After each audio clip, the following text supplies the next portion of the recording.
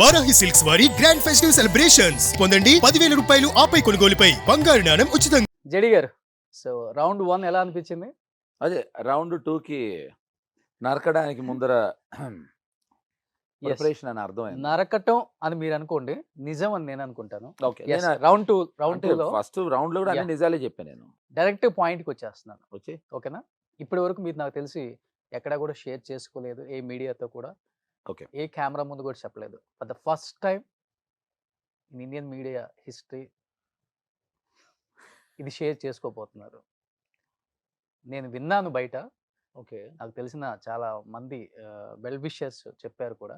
అంతమందికి తెలిస్తే ఇంకా బొక్కనే షేర్ అంటే చాలా మంది వెల్ విషెస్ అంటే మీ వెల్ విషెస్, అంతమందికి తెలుసు ఆ విషయం. అయితే ఓకే, ఐ డోంట్ నో. ఏ విషయం చెప్పు, నువ్వు నన్ను టెన్షన్ పెట్టకు. జడి గారి లైఫ్ లో అంతంత పాజిటివ్ అయ్యా. చావు అంచుల దాకా వెళ్ళి బతికి ఇప్పుడు ఇక్కడ కూర్చున్నారు. నువ్వు స్పెసిఫిక్ గా ఉండాలి. అంటే నేను ఏమంటున్నా అంటే నేను విన్నది ఏంటంటే, పెళ్లి అని పేరుతో మోసం చేసిన అమ్మాయి కావచ్చు, లేకపోతే పెళ్లి చేసుకుంటానని పెళ్లి చేసుకున్న తర్వాత మోసం చేసిన అమ్మాయి కావచ్చు, లేకపోతే భార్య అని ఒక రోల్ ఏదన్నా మీ లైఫ్ లోకి ఎంటర్ అయితే చేసి ఉండొచ్చు. స్లో పాయిజన్ ఇవ్వడం స్టార్ట్ చేసి జడి గారికి రెండు వేరే విభాగాలు. ఏంటి అసలు కదా స్టోరీ ఏంటి?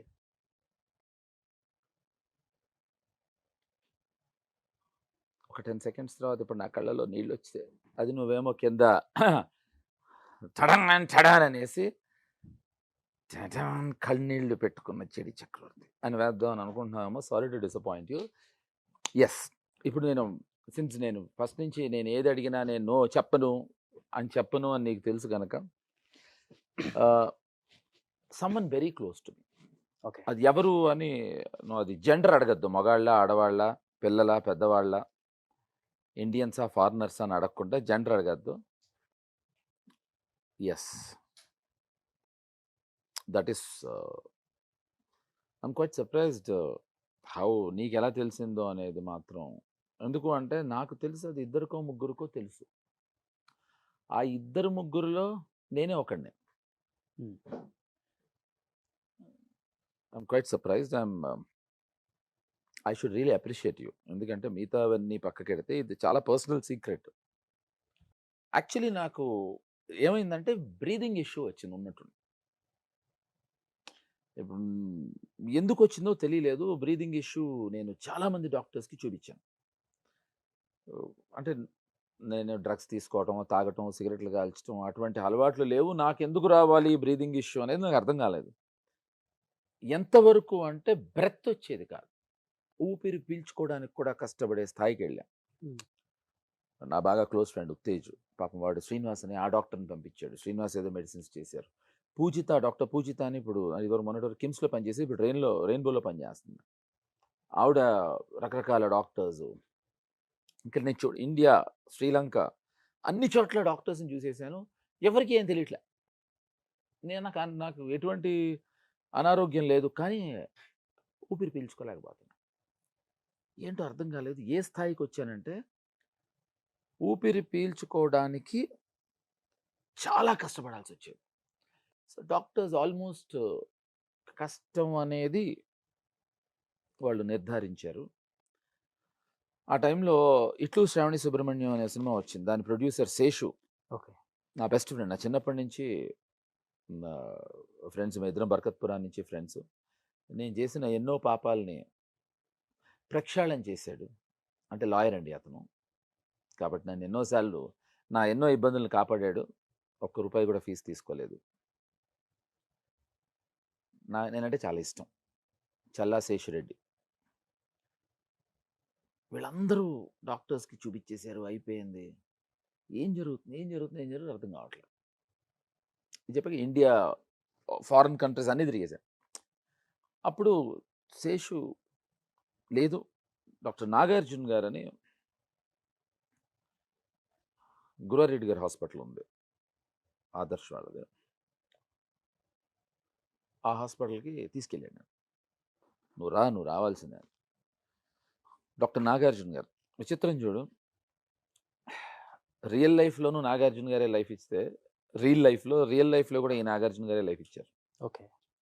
సో ఆయన couple of tests he ran, and they were all surprised. They were all shocked. ఏదో ప్రాబ్లం ఉందా నీ లైఫ్లో, ఎందుకు డ్రగ్స్ తీసుకుంటున్నావు అని అడిగారు. నేను డ్రగ్స్ తీసుకోవటం ఏంటండి, చిచి నేను సిగరెట్టే కాలవను, అసలు ఇటు అబ్సల్యూట్లీ మంచో చెడో అలవాటు పక్కకి పెడితే నాకు అలవాట్లేదు. Then when they ran some unique టెస్ట్లు, ఇక్కడ ఒక సెకండ్ గ్యాప్ ఇచ్చి మళ్ళీ కొంచెం రివైండ్ చేద్దాం. నేను ఎడిటింగ్ చేస్తున్న రోజుల్లో కాసిం రోజు నాతో ఉండేవాడు, తను ప్రొడ్యూసర్. అంతే అన్న అంతే, ఒక్కళ్ళు తాగేసేయను, ఒక్కడి తాగేసేయి. కాదురా ఇదేదో కషాయం రా, పర్లేదు నువ్వు నాకు ఇవ్వు, నేను తాగుతాను ఒకరోజు. నేను తనకి ఇచ్చా. ఆ కషాయం తాగి తను 2 రోజులు జ్వరం వచ్చి అసలు లేవలేదు. 3 రోజుల తర్వాత వస్తే నేను ఈ విషయం ఆ వ్యక్తితో చెప్పా.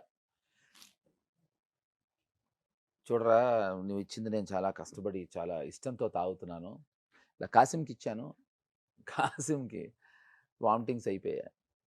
ఆ వ్యక్తి నాతో చాలా చాలా పెద్ద యుద్ధం, నీకోసం స్పెషల్గా నేను ఇంత ఇంత కష్టపడి చేసి పంపిస్తూ ఉంటే how can you share with somebody అని. ఇప్పుడు మళ్ళీ డాక్టర్ గారి దగ్గరకు వద్దాం. నా టెస్ట్లో తేలింది ఏంటంటే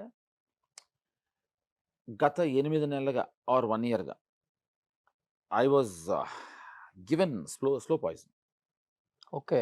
అంటే స్లో పాయిజన్ అంటే ఈ ఏదైతే ఔషధం తీసుకుంటున్నానో ఈ ఔషధం is like a poison to me. So అదేంటంటే చచ్చిపోయిన తర్వాత పోస్ట్మార్టం చేసినా దొరకదు. సో ఆ ఔషధం తీసుకోవటం వల్ల నా బ్రెత్ ఇష్యూ వచ్చి, ఇది ఎలా తెలిసింది అనేది పక్కకెడితే, మా ఓ రోజు ఊపిరి రావట్లేదు, చచ్చిపోతాను డిసైడ్ అయిపోయాను. అర్థమైపోయింది నాకు, ఏ తల్లిదండ్రులు పిల్లలు చచ్చిపోవటం చూడకూడదు అనేదో స్టూపిడ్ థాట్ వస్తుంది కదా. నేను ఊపిరి పీల్చుకోలేకపోతుంటే 4:30కి మా మదర్ లేచి, మా మదర్కి కొంచెం ఆస్తమా ఉంది, ఆవిడ గబగబా లేచి ఆవిడ ఇన్హేలర్ వాడతాడు, ఆ ఇన్హేలర్ ఇచ్చారు నాకు. ఎందుకు ఇచ్చారు, ఆ 5 నెలలుగా 6 నెలలుగా నాకు ఆ ప్రాబ్లంలో ఉన్నా కూడా ఇవ్వలే. అది పనిచేసింది, అది చెప్పాను డాక్టర్ గారికి, ఏ మందులు పనిచేయలేదని. సో ఏదో వేరే టెస్ట్ రన్ చేస్తే వాళ్ళకి అర్థమైంది ఏంటంటే I was given this kind of poison. So ఇదంతా సీరియస్. ఇప్పుడు దీన్ని లైటర్ వెయిన్లో, నా ఉద్దేశం అందరూ తాగాలి, సిగరెట్లు కాల్చాలి, అన్ని బ్యాడ్ హ్యాబిట్స్ ఉండాలి అని నాకు అప్పుడే అర్థమైంది. ఎందుకు అంటే కాసిము ఎందుకు వామిటింగ్ చేసుకున్నాడంటే మావాడికి చాలా రకాలైన అలవాట్లు ఉన్నాయి, కాబట్టి బాడీ రిసీవ్ చేసుకోలేదు పాయిజన్. నా బాడీలో నేను ఏం బ్యాడ్ హ్యాబిట్స్ లేవు కనుక don't drink, No. No smoking. So అప్పుడు అర్థమైంది అనమాట, జీవిత సత్యం ఏంటంటే అన్ని బ్యాడ్ హ్యాబిట్స్ ఉండాలి అని అర్థమైంది. బట్ So- డాక్టర్స్ టెస్ట్లో తెలిసిందా ఇంతకు అది ఏంటో అనేది? సో ఇదండి విషయం, చూసారా, రౌండ్ 2 అని చెప్పి రౌండ్ వేసుకున్నాడు నన్ను. బాగుంది. కానీ అసలు బతకను అనుకున్న మనిషి బతికొచ్చారు కదా, అవును, ఏంటి ఆ మిరాకిల్ ఏంటి మరి? హార్ట్ టు హార్ట్ షో చేయాలి కదా రోషన్, అందుకు బతికొచ్చారు. చావడానికి బ్రతికొచ్చాను. ఇప్పుడు ఆప్షన్ ఏ నేను చెప్పిందంతా నిజం, ఆప్షన్ బి నేను చెప్పిందంతా అబద్ధం, ఆప్షన్ సి ఎందుకంటే టైం వేస్ట్ చేసుకుంటారు, ఆప్షన్ డి పైవన్నీ కాదు. ఆప్షన్ ఈ ఇంకా ఈ వరకు వింటున్నారా? గ్రేట్. దేవుడు ఇంకొక లైఫ్ ఇచ్చినట్లే మీకు అయితే. ఇది చాలాసార్లు లైఫ్ లేదు, చాలా వచ్చాయి రోషన్. బట్ ఇది చాలా సీరియస్ కదా సార్. ఆల్మోస్ట్ 99% హోప్స్ లేదు, మీకే లేదు. That's true. And I give respect to you.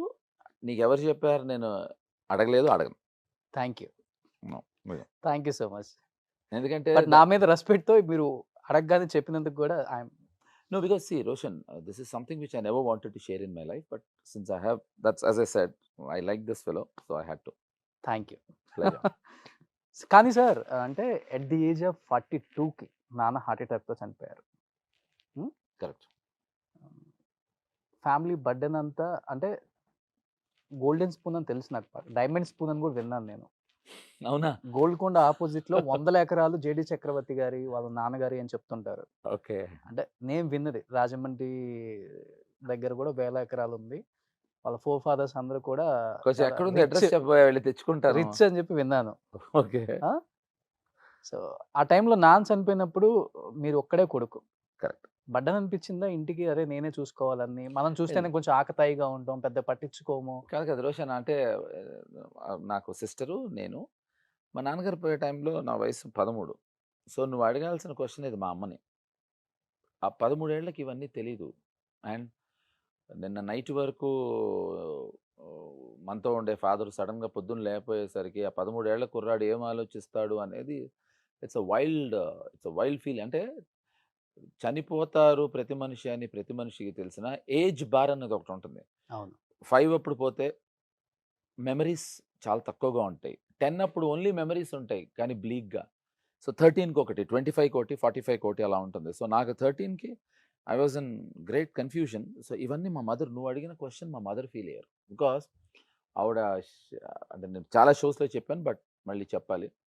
One of the most highly educated women in India మా మదరు. ఓకే. సో ఆవిడ ఎన్నో ఎంఏలు, ఎన్నో పీహెచ్‌డీలు, డాక్టరేట్లు, డీలిట్లు చేశారు. మ్యూజిక్‌లో ప్రొఫెసర్. ఆవిడ పేరు డాక్టర్ కోవెల శాంత. సరదాగా జాబ్ చేసే మా మదరు మ్యూజిక్ కాలేజీలో. అది మాకు ఆ టైంలో, అంటే ఇప్పటికి ఉందో లేదో తెలియదు నాకు, లీగల్ హెయిర్ సర్టిఫికేట్ అని ఒకటి ఉంటుంది.